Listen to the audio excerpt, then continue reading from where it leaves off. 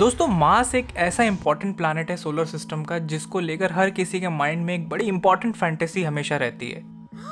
You're going to Mars? That's incredible! चाहे वो कोई साईफाई मूवी हो, कोई कार्टून सीरीज हो या फिर कोई सिमुलेशन गेम ही क्यों ना हो, हर जगह ये फैंटेसी एक्सपीरियंस करने का मौका मिलता ही है। बट क्या ये जो मार्शियन फैंटेसी है ये कभी रियलिटी में बदल पाएगी? क्या हम रियली एक दिन मार्स पर लैंड हो पाएंगे? अगर हो पाएंगे तो सीरियसली कब? यही आज की वीडियो में हम फिगर आउट करने वाले हैं और इस वीडियो के एंड तक हम एक टाइम विंडो भी ड्रॉ करने की कोशिश करेंगे कि एग्जैक्टली कब लैंड हो रहे हैं हम मार्स पर। तो सबसे पहले स्टार्ट करते हैं, थोड़ा मार्स को ही समझ लेते हैं एज अ प्लैनेट की ये है क्या, अर्थ से कितना अलग है, क्या क्या सिमिलरिटीज हैं अर्थ के साथ और क्या इसकी स्पेशल क्वालिटीज हैं। तो सबसे पहले मार्स के नेम से ही समझ लेते हैं कि मार्स का नेम मार्स क्यों रखा गया। तो बेसिकली जो मार्स का रेफरेंस है वो एक रोमन गॉड ऑफ वॉर से लिया गया है, क्योंकि जब एंशिएंट रोमन्स ने इसको पहली बार ऑब्जर्व किया तो जो इसका कलर है वो एक बैटल और वॉर की याद दिलाता था। उसी डार्क रेड कलर को ध्यान में रखते हुए रोमन्स ने प्लैनेट को ये नाम दिया और इसी वजह से हम इसको आज रेड प्लैनेट के नाम से भी जानते हैं। अगर प्लैनेट के साइज की बात करें तो ऑलमोस्ट अर्थ का हाफ है। एटमॉस्फेयर की बात की जाए तो जैसे अर्थ में एटमॉस्फेयर है, मार्स में भी एक एटमॉस्फेयर है, बट वो बहुत ही थिन एटमॉस्फेयर है। बट अगर वहाँ एटमॉस्फेयर है तो क्या इससे हम ये समझ सकते हैं कि ह्यूमंस कैन ब्रीथ देयर? इसका आंसर नो में है, क्योंकि वहाँ पे ऑक्सीजन या तो बहुत कम है या ऑलमोस्ट ना के बराबर है। तो एक ह्यूमन के लिए वहाँ खड़े होकर मार्शियन सरफेस पे ब्रीथ करना इज इम्पॉसिबल। अब डेज और ईयर्स का कंपैरिजन कर लेते हैं तो एक मार्शियन डे जो है वो ऑलमोस्ट अर्थ के एक दिन के बराबर ही होता है। लेकिन जब ईयर कैलकुलेशन की बात आती है तो एक मार्शियन ईयर अर्थ के 2 ईयर्स के बराबर है। तो वहाँ एक मार्शियन ईयर जो है वो 687 डेज का होता है। और अगर ओवरऑल क्लाइमेट की बात करें तो वो बहुत ही डस्टी, ड्राई, विंडी है, जहाँ पर आपको बहुत ही एक्सट्रीम टेम्परेचर्स देखने को मिलते हैं। तो इससे एक कंक्लूजन तो बहुत क्लियरली हम ड्रॉ कर सकते हैं कि नॉर्मल लाइफ जैसी अर्थ पे पॉसिबल है वैसी मार्स पे तो कतई ही नहीं है। इसी चीज को बेटर समझने के लिए दुनिया की बहुत सारी स्पेस एजेंसीज ने बहुत सारे मिशंस भेजे हैं मार्स पर। उनमें से हम कुछ इंपॉर्टेंट मिशंस को भी जान लेते हैं, जैसे क्यूरियोसिटी, परसिवरेंस, मंगलयान हमारे इसरो का,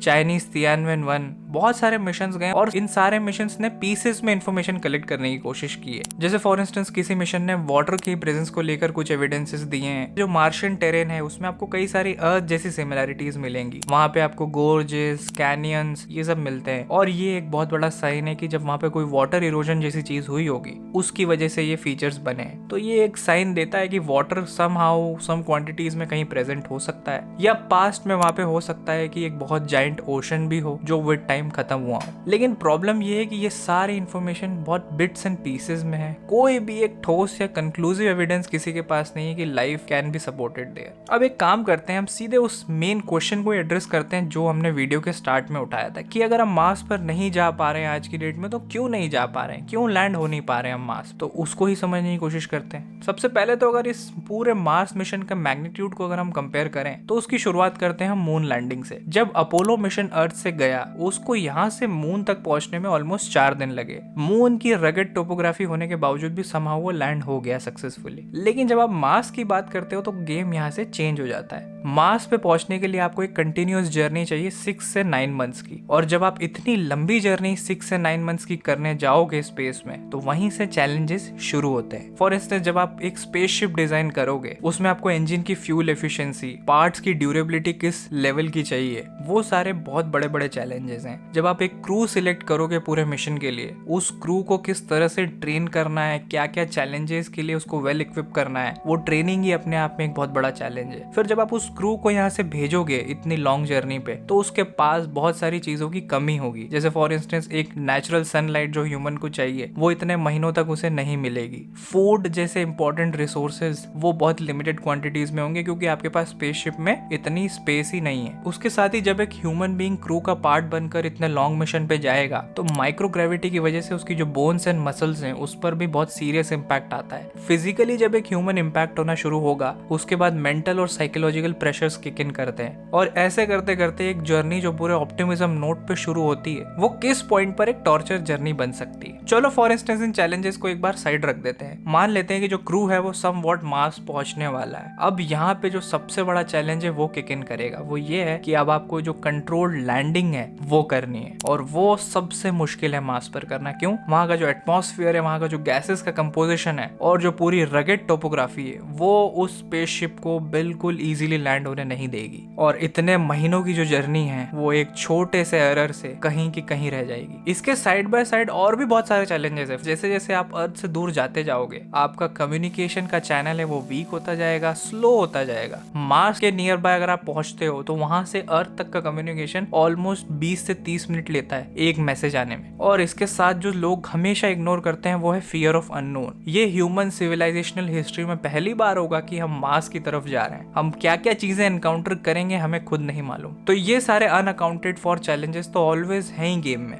इन्हीं चैलेंजेस से डील करने के लिए वर्ल्ड की रिनाउंड स्पेस एजेंसीज ने कुछ सिमुलेशन प्रोग्राम्स भी चलाए हैं। जैसे फॉर इंस्टेंस 2011-12 के अराउंड ईएसए ने एक बहुत ही लैंडमार्क प्रोग्राम चलाया था मार्स 500, जिसमें उन्होंने कुछ लोगों का एक क्रू सिलेक्ट किया था और उनको एक इसी टाइप के एटमॉस्फेयर में ट्रेन करने की कोशिश करी थी।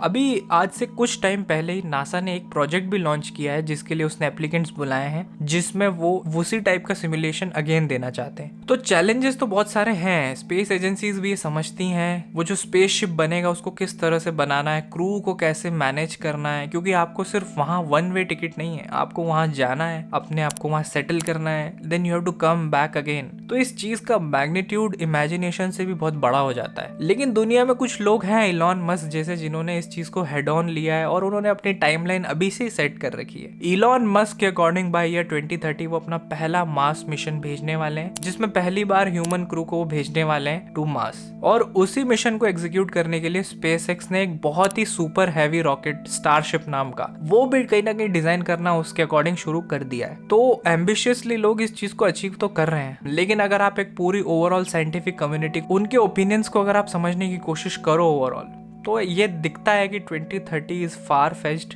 बहुत ही ओवर एम्बिशियस है। क्योंकि जिस तरह के टेक्नोलॉजिकल एडवांसमेंट्स चाहिए, जो लेवल की फ्यूल एफिशिएंसी चाहिए, वो इतने कम टाइम में अचीव करना बहुत ज़्यादा मुश्किल लगता है। और रियलिस्टिकली सबको यही लगता है कि एटलीस्ट बिफोर 2035 तो ये चीज़ पॉसिबल नहीं है। हो सकता है कि ये 2040 के बियॉन्ड भी एक्सटेंड हो जाए। और एक चीज़ और, ये सारे चीज़ें सक्सेसफुल होने के बाद भी इस चीज़ की कोई गारंटी नहीं है कि mission would be A complete success, क्योंकि ये सारे जो कैलकुलेटेड चैलेंजेस हैं इसके बियॉन्ड बहुत सारे अननोन चैलेंजेस भी हैं जो ह्यूमन थिंकिंग के बियॉन्ड जाते हैं, जिसका आंसर किसी के पास नहीं है। तो वो सारे चैलेंजेस को अकाउंट करना इज वेरी डिफिकल्ट। तो it would be very interesting कि आने वाले टाइम्स में ये पूरा जो मार्स का मिशन है किस तरह से ये पूरी चीज पैन आउट होती है और क्या हम हमारी लाइफ टाइम्स में ये चीज देख पाएंगे। आज जब मैं वीडियो शूट कर रहा हूँ, it would be very interesting to watch कि आज से कितने सालों बाद ये चीज होती है and we can keep track of it. अगर आपको वीडियो पसंद आई है तो वीडियो को लाइक करें, चैनल को सब्सक्राइब करें और बने रहिए हमारे साथ